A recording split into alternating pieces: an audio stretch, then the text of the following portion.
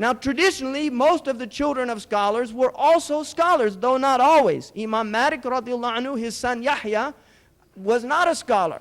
And he didn't have the qabiliyah, he didn't have the ability. Whereas his daughter Fatima was a great scholar who used to correct the people from behind a door who were reciting the Muwatta to Imam Malik radiallahu anhu. And if Imam Malik would doze or take khafaqa or something, she would remind him if they made a mistake. And she was a rawiyah of the Muwatta of Imam Malik. And when he used to see his son Yahya, he used to say to his group, his companions, Subhanallah, Subhanalladhi lam yaj'al hadha al-ilm wiratha. Glory to Allah who didn't make this knowledge something that you genetically inherited. Because his son did not have his knowledge, but his daughter did. So these are signs. Now the other, I think that Allahu A'lam, we can extrapolate and take an ishara from this, and Allah subhanahu wa ta'ala knows best. I think one of the possible meanings of this hadith is that if you look at the word amma is actually a very positive word. In fact, we call the female is called Ammatullah, like the male is called Abdullah. If the amma is a servile creature, then the Rabba is the one who is the master. Now, the idea of the mistress giving birth to the master, if you look at the Arabic words for hadara, for Darul Islam, for the thaqafa, for ma'rifa, most of these words you will find are feminine in nature. And the word actually for civilization, which is ummah or hadara, is a feminine word.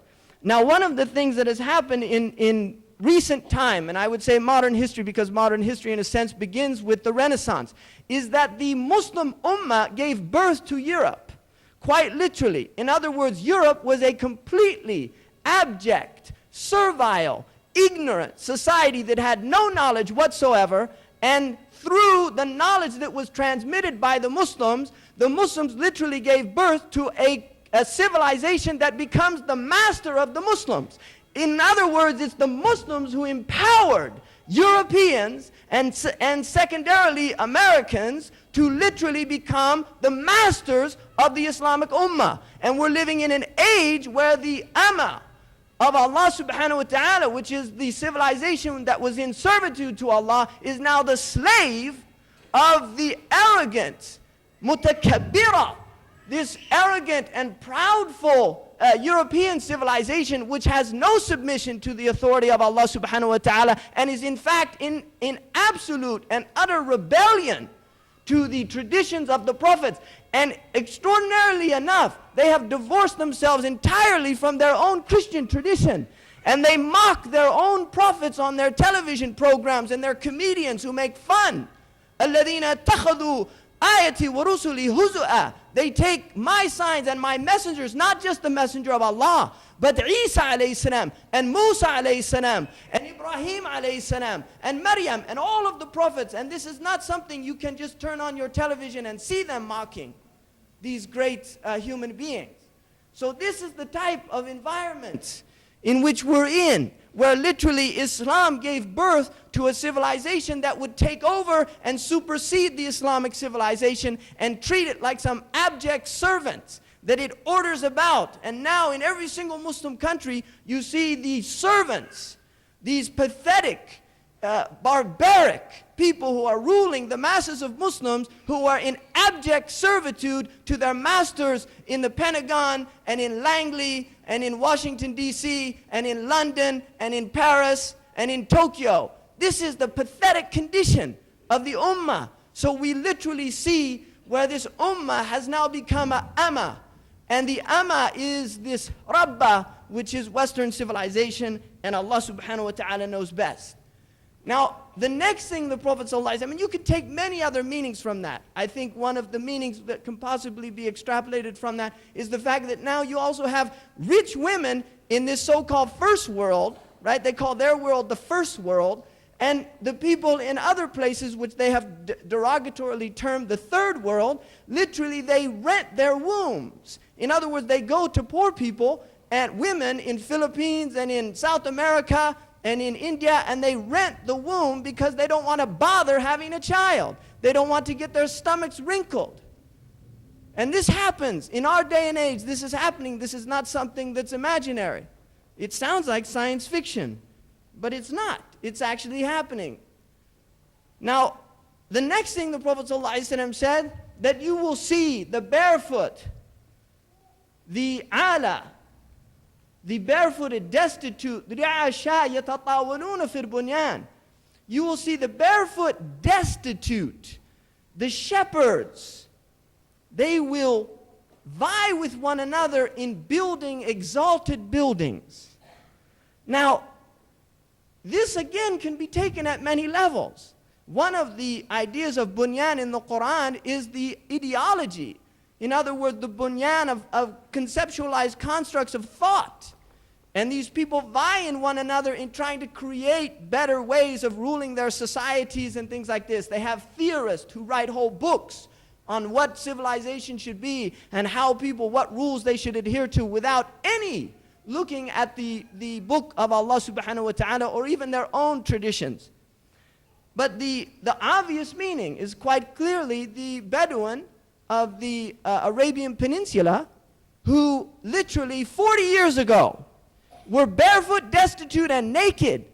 Some of them during during the Great Depression had to make clothes, and I've heard this from people who lived during that time, had to make clothes from the palm leaves. From the palm leaves to cover their nakedness because it was so difficult to get cotton during that time. These people, and the Bedouin, traditionally you would see the people were almost half naked out there because they had so little. And you will see them vying in building large buildings. Within our own lifetime we've seen that. And I was in Dubai going in a taxi and I saw an old building and a larger building next to it, and on the old building there was new construction going on. And I said to the man, what are they doing there? And he said, Sheikh so-and-so built the old one, and that was the biggest building in the whole area. And then another sheikh came, and he wanted to outdo him.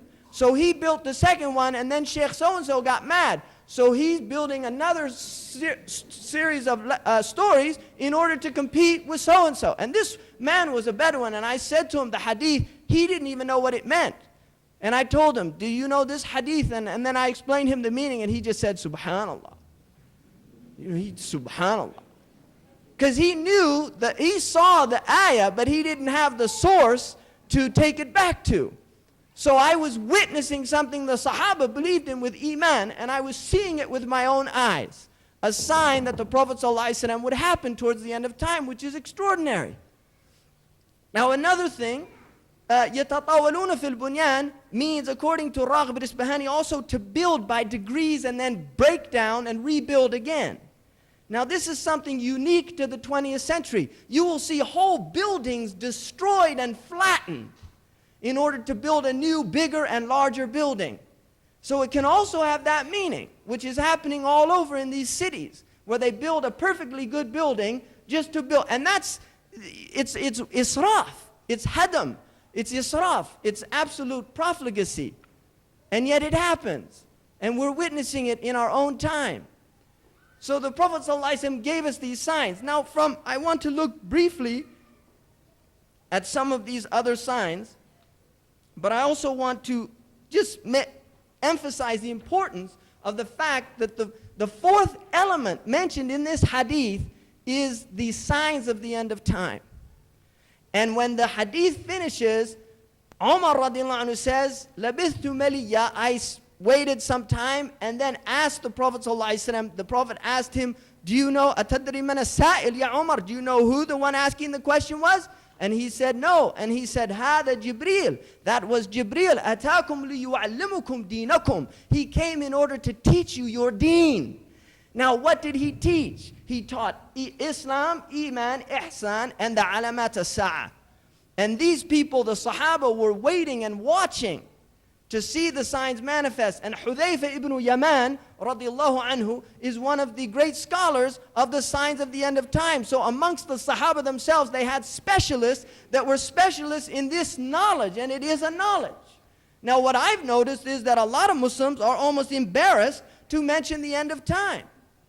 It's like you never hear it. And that in itself is a sign of the end of time. Because the Prophet ﷺ said, لا يخرج الدجال إلا عن غفلة من الناس. The Dajjal will not come out until people have forgotten. And he said, وَيَتْرُكْ ذِكْرَهُ أَئِمَّتُنَا عَلَى الْمَنَابِرِ. And our imams will leave his mention from the mimbar. Now, one of the things you never hear in khutbah is the mentioning of the Dajjal. I lived in the Middle East for almost 10 years, and I never heard a khutbah on Masih ad-Dajjal. And that in itself is a sign of the end of time. And the Prophet ﷺ mentioned also that people would يَظْهَلُهُ, they would forget about him, the Dajjal himself. Now, there are many signs that come before the actual Dajjal. And if you look, there is not one of them that has not manifested. Now, there is an argument that they were existing 500, 600 years ago. In fact, Ibn al-Hajj in his Madkhal, which was written in the 6th century, already is saying, and all the alamat al-sughra are here. Wallahi, if he could be alive in our time, he would drop dead. He would pass out. Because he was living in a time when Fes, he was from Fes, was a center of knowledge and civilization. There were ulama on every pillar. And he himself was saying that the signs were all there already. Now, part of the beauty of that is that we should always be thinking about the Sa'ah. Because in reality, the Sa'ah is also our own death. Because that's called Qiyamat al-Sughra, or As-Sa'at al-Sughra, the lesser hour, which is our own death. And so we will see within our own lives. And Sakarat al-Maut are like the Zalzalat al-Sa'ah. They're like the shaking of that last hour. So those are there. Now if you look at the Christian tradition, they have some understanding of the last hour. And they will speak to great length about it. And the odd thing about it is they only have about 5 signs in their book. That's all they have. We literally have hundreds. Hundreds. They have like 5 or 6 signs that there would be wars and rumors of wars, there'd be famines and earthquakes in various places, which we have all those signs, but then add all of the other signs. Sayyidina Ali al-Quda'i relates a tradition from Sayyidina Ali, which Sa'sa'atu, one of his companions, asked him about the Dajjal, and he said, I can't tell you about the Dajjal, but I can tell you about the signs right before he comes. And then he mentioned several signs. In one riwayah, it's almost about 70 signs. And from amongst them, he said that you would see people with amatul salah. They would literally, the prayer would become dead, lifeless, routine. It would be routine, and also many people would leave it. Now in the Islamic civilization, leaving the prayer did not happen. You did not have tariq al-salah. People left the prayer. If they left it, it was their own business. Nobody knew about it because they would literally be taken to the muhakama. And this is a fact, and you can see in the books of fiqh, it's mentioned about hukum tariq al-salah. But it is a modern phenomenon in which the Muslims have left the prayer. And there are Muslims all over the world now who do not pray, which is extraordinary, because the Prophet ﷺ said in the Musnad of Imam Ahmed, al-ahdu bayni wa baynakum as-salah, faman taraka salah faqad kafara. The oath between me, what's binding between me and you is the prayer. Whoever leaves the prayer has entered into kufr. Now, usually that's interpreted as kufran and ni'mah, and it's not a kufr, la yukhriju an al-millah, that it doesn't make them a non-Muslim unless they leave it out of not believing in it, ilhadan, like they don't believe in it or something like that. But Ahmad ibn Hanbal was the opinion, no, that they were kafir.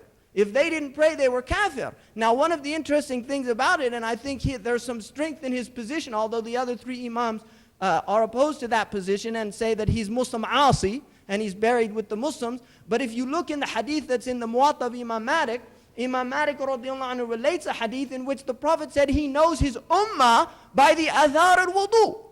That's how he's going to make shafa'ah for us, because he'll see the white on our skin from which means the light from the wudu.